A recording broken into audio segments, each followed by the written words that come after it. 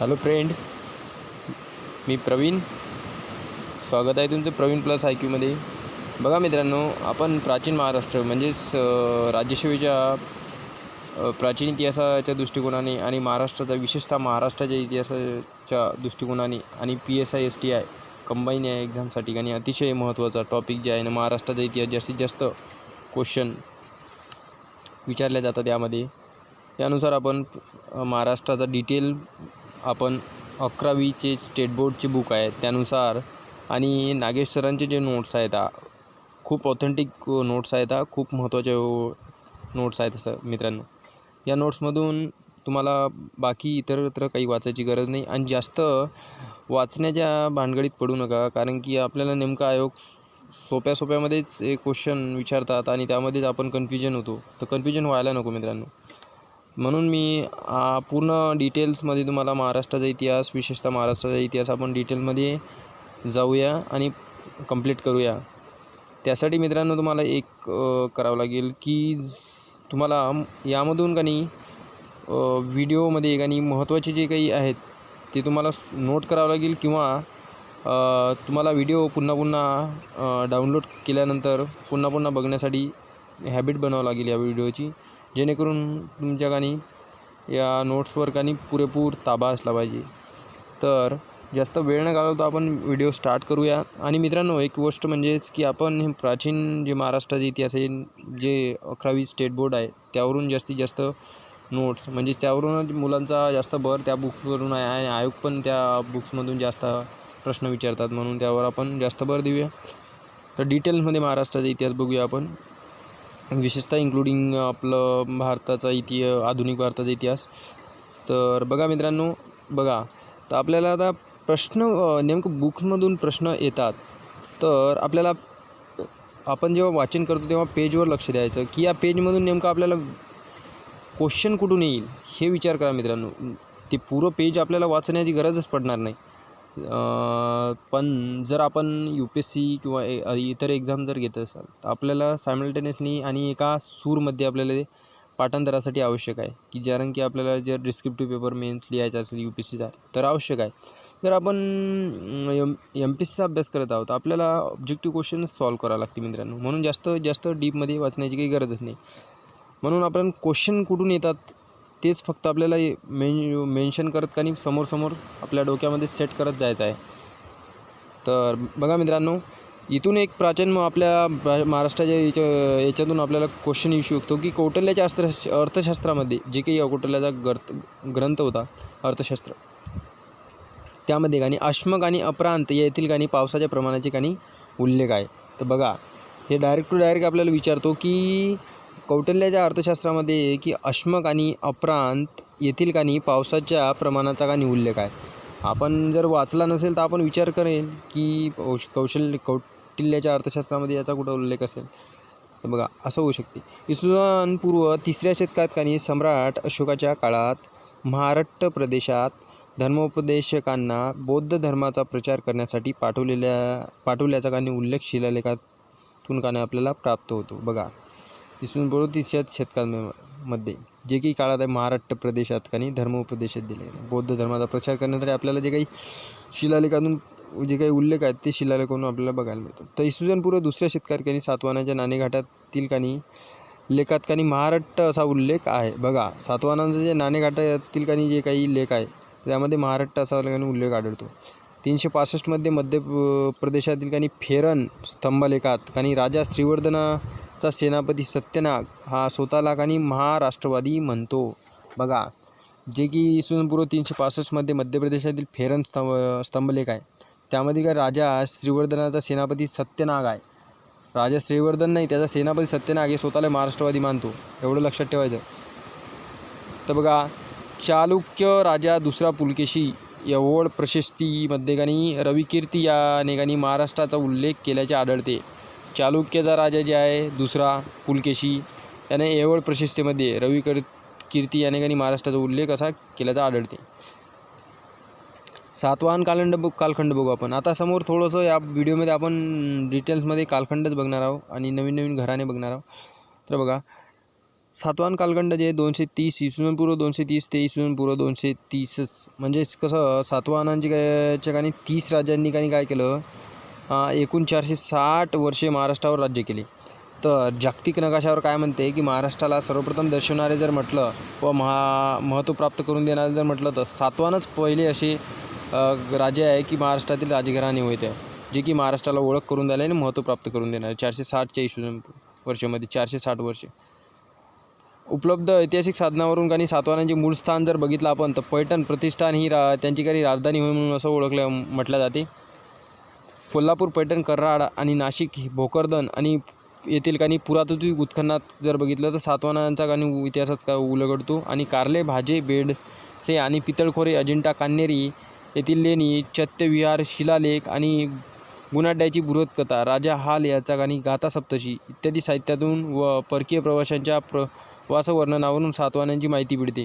बघा, आपल्याला हे महत्त्वाचं आहे मित्रांनो, कारण की सातवाहनांची जर बघितले आपण आता तर एक तर ते पुरातत्वीय उत्खनावरून, त्याच्या ठिकाणावरून किंवा इतिहासाच्या सातवाहनांचे जर म्हटलं तर लेन म्हणजे एखादे ठिकाण आणि साहित्य यावरून आपल्याला सातवाहनांची की माहिती आपल्याला कुठून मिळू शकते तर विचारू शकते आपल्याला मित्रांनो. बघा, कोल्हापूर हे ठिकाण आहे एक, लक्षात ठेवा. पैठण ठिकाण आहे, कराड ठिकाण आहे, नाशिक आहे, भोकरदन आहे. हे पुरातत्व उत्खनन आहे. ते येथून काही माहिती आहे का सातवाहनांचा इतिहास ओळखायला मिळतो. तर कारले, भाजे, बेडसे, पितळखोरे, अजिंठा, कान्हेरी येथील लेण्या आणि चैत्यविहार, शिलालेख आणि गुणाढ्याची बृहत्कथा, राजा हाल याचा काही गाथा सप्तशी या इत्यादी साहित्यातून काही आपल्याला यांच्या सातवाहनांची माहिती मिळते. बघा, हे ठिकाण आणि ते साहित्य, गाथा सप्तशी आणि गुणाढ्याची बृहत्कथा हे लक्षात ठेवा मित्रांनो. सिंपल गोष्टी लक्षात ठेवायच्या आपल्याला. सातवाहन राजवंशातील काही प्रमुख राजे जर बघितले आता बघा, सातवाहन जे आहे ना, सिमुक हे राजवंशाचा संस्थापक होता. दक्षिण पदपती असे विरुद्ध त्याने घेतले होते. सिमुक त्याच्यानंतर काही त्याचा भाऊ जे आहे ना कृष्ण गादीवर आला, जे 18 वर्षे राहिला. मग सातकर्णी जे होता हे सिमुकचा मुलगा होता. सातकर्णी प्रथम सिमुकचा मुलगा. राजा हाल हे गाथा सप्तशी हा काव्यसंग्रह केला त्याने, जे की गाथा सप्तशीमधूनच आता आपण मागे बघितलं की सातवाहनांची माहिती मिळते. गौतमपुत्र सातकर्णी जे होतात, त्रिसमुद्र तो पितामह नावापुढे काही आईचा उल्लेख करत होता गौतमपुत्र सातकर्णी. तर यज्ञेशी सातकर्णी हे शेवटचा राजा होता सातवाहनांचा. यज्ञेशी सातकर्णी हे शेवटचा राजा होता सातवाहनांचा. तर शकांची जे आक्रमणे, सतत युद्धे, दुर्बल वारसदार, विशाल साम्राज्य यामुळे सातवाहन सत्तेचा नाश झाला. बघा, मग सातवाहन सत्तेचा नाश कशामुळे झाला आणि पब्लिकमध्ये महत्त्वाचा शेवटचा राजा कोण होता सातवाहनांचा? यज्ञेशी सातकर्णी. एवढं लक्षात ठेवायचं आपल्याला. आणि शकांची काही आक्रमणे करण्यात आली, सतत युद्ध होत होती आणि दुर्बल त्यांचे जे काही वारसदार होते तर ते पण होते. विशाल साम्राज्य होतं, व्यवस्थित त्यांना सांभाळता येत नव्हते, म्हणून त्यांनी यांचा नाश या सातवाहन सत्तेचा नाश झाला असं म्हटलं जाते. सातवाहन राजे वैदिक धर्माचे अनुयायी होते आणि पुरस्कर्ते होते. बघा, सातवाहन राजे जे होते वैदिक धर्माचे अनुयायी होते आणि पुरस्कर्ते होते म्हटले जाते. स्तूपांची निर्मिती अजिंठा, कारले, भाजे, नाशिक, लेणी इत्यादी त्यांनी काही निर्माण केले आढळून येते. भित्तचित्रे जर बघितलं आपण तर अजिंठा, वेरूळ, कारले आणि जुन्नर, पितळखोरा. बघा, सातवाहनांची जी भित्तचित्रे काढली होती ती अजिंठा, वेरूळ, कारले, जुन्नर, पितळखोळा इथे आढळून येते. तर बघा, आपण डिटेल्समध्ये सातवाहनाबद्दल माहिती बघितली बस याचबद्दल, आणि यामधूनच 1-2 क्वेश्चन सातवाहनाबद्दल येऊ शकतात मित्रांनो. समोर बघू आपण वाकाटक घराणे. वाकाटक घराणे जर बघितलं आपण, सातवाहन साम्राज्याच्या अस्तानंतर वाकाटकांचा उदय झाला. राजकीय परिस्थिती जर बघितली आपण त्यांची, तर विंध्यशक्ती वाकाटक घराण्याचा संस्थापक होता. तर सातवाहनांचा कोण होता? सिमुक होता. तर विंध्यशक्ती कोण होता? तर हे वाकाटक घराण्याचा संस्थापक. विंध्यशक्तीचा पुत्र जर म्हटलं तर प्रवरसेन होता. तर सर्वात बलशाली राजा जर बघितलं तर प्रवरसेनच होता, जे की विंध्यशक्तीचा पुत्र होता. विंध्यशक्ती वाकाटक घराण्याचा संस्थापक होता. तर प्रवरसेनचा मृत्यू झाला. मग त्याच्या मृत्यूनंतर काही त्यांची साम्राज्याची काही विभागणी गौतमपुत्र आणि सर्वसेन या पुत्रामध्ये झाली. बघा, सिंपल गोष्ट आहे मित्रांनो. वाकाटक घराण्याचा संस्थापक विंध्यशक्ती, वाकाटक घराण्याचा संस्थापक विंध्यशक्तीचा पुत्र प्रवरसेन, आणि मग प्रवरसेन बलशाही राजा होता. प्रवरसेनचा मृत्यू झाला, त्याच्यानंतर मग विभागणी जर म्हटलं तर गौतमपुत्र आणि सर्वसेनमध्ये या साम्राज्याची काही विभागणी झाली. तर ज्येष्ठ शाखा आणि वत्सगुल्लम शाखा हे महत्त्वाचे आहेत. बघा, वाकाटक घराण्यासंबंधी आहेत ज्येष्ठ शाखा ते वत्सगुल्लम शाखा विभागणी यांची. गौतमपुत्र आणि प्रवरसेनमध्ये विभागणी झाली. बघा, दोन पुत्रांमध्ये. कवी कालिदासांचे काही अनेक वर्षे वाकाटकाकडे वास्तव्य होते. बघा, जे काही कवी कालिदास होते हे अनेक वर्षे वाकाटकाकडे यांचे वास्तव्य होते. येथून कालिदासाचे काही मेघदूत रचलेले आहे. बघा, वाकाटकांशी कालिदासांचा संबंध होता, इथून त्यांनी मेघदूत रचलेले आहे. आता बघा, बदामीचे चालुक्य. तर बदामीचे चालुक्य काय म्हणते, वाकाटकानंतर बदामी चालुक्य घराण्याची सत्ता महाराष्ट्रात होती. बघा, मग जे वाकाटक घराणे त्याच्यानंतर मग बदामी चालुक्य आले महाराष्ट्रात. तर पहिला राजा जयसिंग, यानंतर पहिला पुलकेशी आणि कीर्तिवर्मन, मंगलेश दुसरा पुलकेशी. जर असं म्हटलं तर हे सिक्वेन्सनुसार बदामी चालुक्यांचे राजे होते. तर दुसरा पुलकेशी हा सर्वात पराक्रमी राजा होता. दुसरा पुलकेशी. तर पहिला राजा कोण होता मग, जयसिंग चालुक्याचा, बदामी चालुक्य. मग तर त्यानंतर पहिला पुलकेशी आला, मग कीर्तिवर्मन आला, मग मंगलेश आला, मग मंगलेश आला, नंतर मग दुसरा पुलकेशी, जे की सर्वात पराक्रमी. हर्षवर्धनने काय केलं, दुसरा पुलकेशी याचा कानी हर्षवर्धन याचा कानी दुसरा पुलकेशीने कानी पराभव केला. बघा, दुसरा पुलकेशीनं हर्षवर्धनचा पराभव केला. तर पल्लव राजा नरेंद्रसिंह वर्मन याने काय केलं, पुलकेशीला कानी ठार केले. बघा, जे की पल्लव राजा नरेंद्र वर्मन होता, हे याने पुलकेशीला ठार केले. त्यानंतर पहिला विक्रमादित्य, विनयदित्य आणि विजयादित्य दुसरा, कीर्तिवर्मन दुसरा हे राजे कानी आले. आणि कीर्तिवर्मन दुसरा जे हा राजा होता, हा शेवटचा राजा होता, जे की बदामीचे चालुक्य या घराण्याचा शेवटचा राजा. कीर्तिवर्मन दुसरा हा होता शेवटचा राजा. राष्ट्रकूट राजा कृष्ण प्रथम याने कानी याचा पराभव करून कानी ही सत्ता कानी संपुष्टात आणली. बघा, राष्ट्रकूट राजा जे होता कृष्ण याने कानी मग कीर्तिवर्मन जे होता चालुक्य बदामीचे चालुक्य शेवटचा राजा, याने राष्ट्रकूट राजा कृष्ण याने कानी हरवून टाकले आणि सत्ता संपुष्टात आणली बदामी चालुक्याची. बघा, पहिला जयसिंग आणि नंतरचा शेवटचा कीर्तिवर्मन दुसरा, सर्वात बलशाली, दुसरा शक्तिशाली, तर दुसरा पुलकेशी, सर्वात पराक्रमी राजा बदामीच्या चालुक्यामध्ये. चालुक्याचे योगदान जर बघितले आपण, कवी विल्लन विक्रमादेवचरित, विज्ञानेश्वराचे मिताक्षर, पंपरामायण, सोमेश्वराचा मानसोल्लास अशा ग्रंथाची काही निर्मिती केली.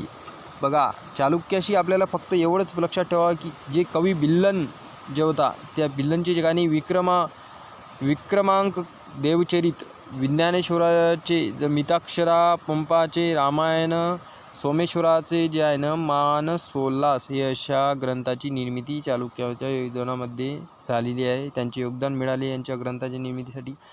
बदामी, हंपी, ऐहोळ, पट्टदकल्ल आणि श्रवणबेळगोळा येथील मंदिरं स्थापित त्याची प्रगती हे बदामीचे चालुक्याच्या योगदानामुळे झालेली आहे.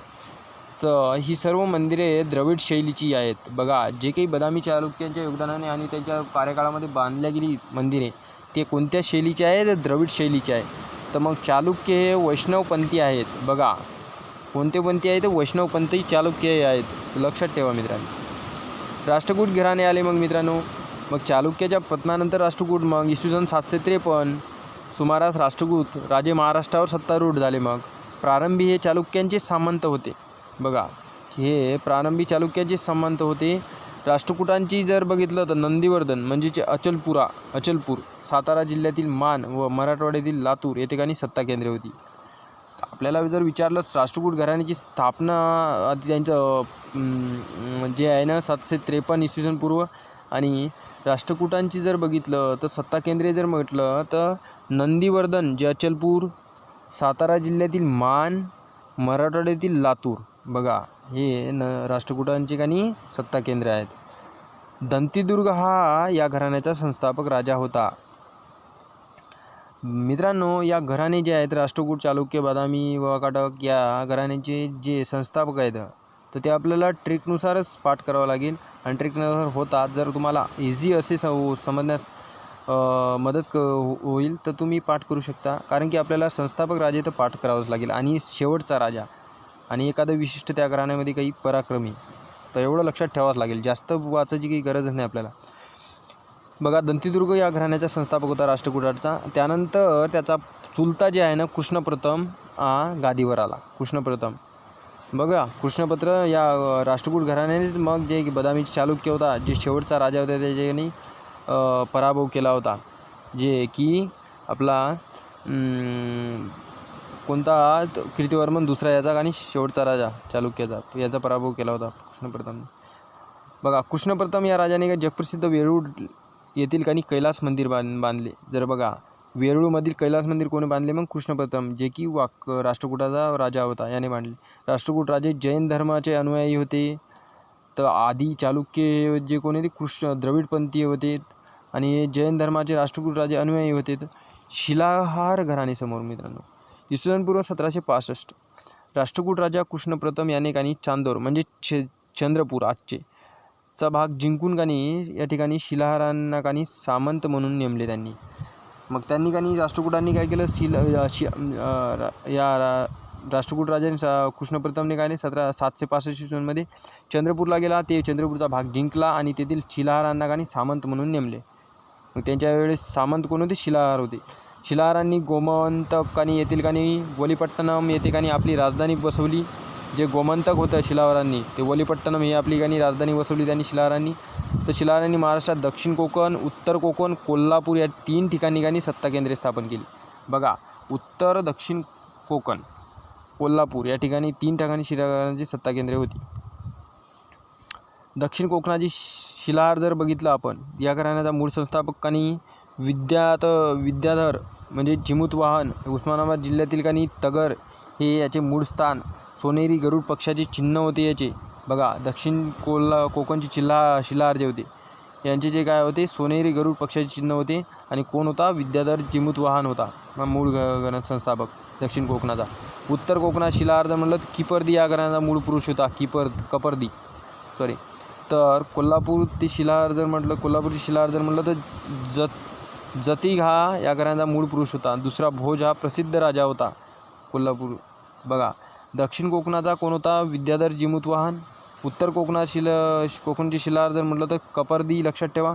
कोल्हापूरची शिलाहार जर म्हटलं तर जतीग लक्षात ठेवा. तर याने काय केलं? दुसरा भोज हा प्रसिद्ध राजा होता कोल्हापूर शिलाहार घराण्याचा. तर या कोल्हापूर परिसरातील 15 किल्ले बांधले याने, दुसरा भोज प्रसिद्ध याने. तर अंबाबाई मंदिरातील शिलालेखावरून हे आपल्याला आढळते, म्हणजेच कळते याबद्दल माहिती. अंबाबाई शिलालेखावरून कोणाचा? कोल्हापूर शिलाहाराचे. अंबाबाई मंदिरातील शिलालेखावरून कोल्हापूर शिलाहाराबद्दल माहिती आपल्याला कळते. शिलाहार राजे हे जैन धर्माचेच अनुयायी होते. बघा, शिलाहार राजे हे कोण होते? जैन धर्माचे अनुयायी. राष्ट्रकूट राजे हे जैन धर्माचे अनुयायी. कारण की बरोबर आहे ना, राष्ट्रकूट राजांनी कृष्णप्रथमने त्यांना सामंत म्हणून नेमले होते चंद्रपूरचा भाग जिंकल्यानंतर. आता गोंड घराणे. प्राचीन महाराष्ट्रात शेवटच्या काळात हुन व मुस्लिम आक्रमणामुळे महाराष्ट्रामध्ये राजकीय अस्थिरता निर्माण झाली. प्राचीन महाराष्ट्र होता, शेवटचा काळ होता, त्यावेळेस हुन आणि मुस्लिमांचे आक्रमण झाले. महाराष्ट्रात राजकीय अस्थिरता निर्माण झाली. यावेळी महाराष्ट्रात यादवांनी देवनागरी येथे आपली सत्ता प्रस्थापित केली. आणि याच काळात चंद्रपूर येथे गोंड घराण्याने आपली सत्ता प्रस्थापित केली. आणि कोलभील हा घराण्याचा संस्थापक होता. कोलभील हा या घराण्याचा संस्थापक होता, गोंड घराण्याचा. कोण होता? कोलभील. एवढं लक्षात ठेवा मित्रांनो. आता आपण मध्ययुगीन महाराष्ट्राकडे वळूया. तर मध्ययुगीन महाराष्ट्राकडे वळायच्या आधी आपण